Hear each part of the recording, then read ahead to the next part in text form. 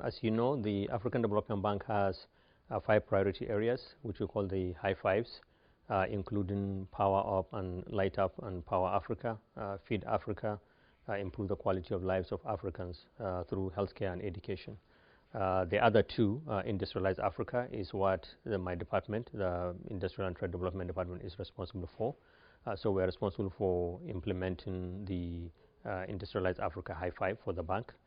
We are also responsible for working with other parts of the bank to implement the Integrate Africa High Five through regional integration and trade facilitation and so on and so forth. We, as you see, when it comes to the industrialized Africa, the way we try to do it is through provision of finance to private sector players, to public sector players. But in addition to providing money, we also provide policy advice. So industrial policy work is one of the key things that we do.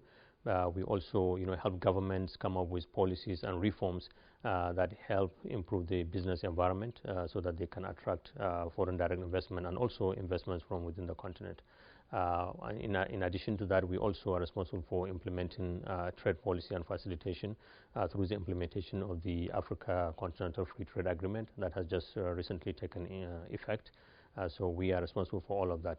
So basically, industrializing Africa, creating bigger markets through trade facilitation and building bigger markets and so on is what we do in the department.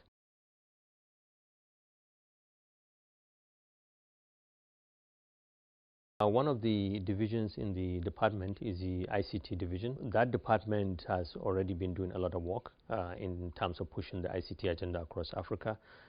In terms of infrastructure, for example, we have supported the provision of basic, cable, fiber cable across the continent, including like the Central Africa backbone in countries like the Central African Republic, Congo, and Cameroon.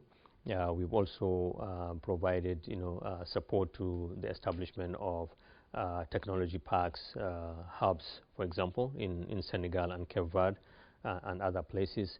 In addition, we're also working with other parts of the bank to support the provision and enhancement of skills and entrepreneurship so that we can help the youth really develop skills, much needed skills in the area of the ICT. There is very clear link between the ICT, what it's supposed to do, and industrialization, which is what we try to push.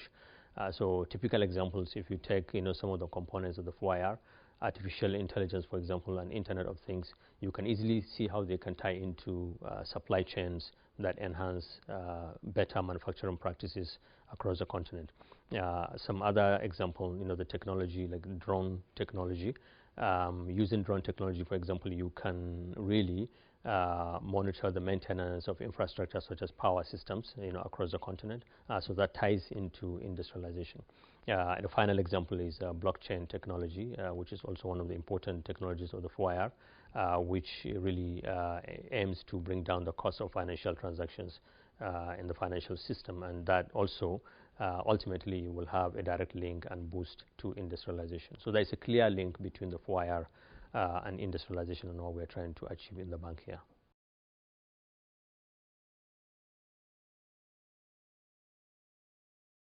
The first message that I have for people is to know that the 4IR is here already to stay. People talk about the 4IR and think about it as some very theoretical concept that is coming 10, 20 years from now.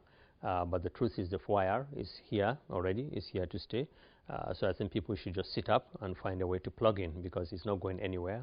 It's already taking over things that we're doing in our lives, in basic life, in the work that we do and everything. So I think it's very important for people to know that the 4IR is here with us. So it's time to actually key in and participate. Second message I want to pass on this 4IR day is to say that Africa is really ready for the 4IR. When you look at the previous industrial revolutions, the first, second, and third, people often say that Africa has missed out or really started really late. I think that with the 4IR, we are not late. We are starting really basically at the same place with everyone. Of course, there are countries like the United States and China who are a little ahead of the continent of Africa. But I think looking at it in general, that Africa is really ready. It's not behind. We have the technology, we have the people, we have the necessary skills. So it's really important that we take advantage of what is happening in this 4IR and really also provide some leadership and be ahead of the pack, and we absolutely can do this. So that's the second message. Finally, I think that as people gather here today, it's important to also network, because when you look at the 4IR and all the things that are supposed to do, it's a complex thing that cannot be done by any single individual or institution or organization. You need to partner with other people, stakeholders. You need to come together.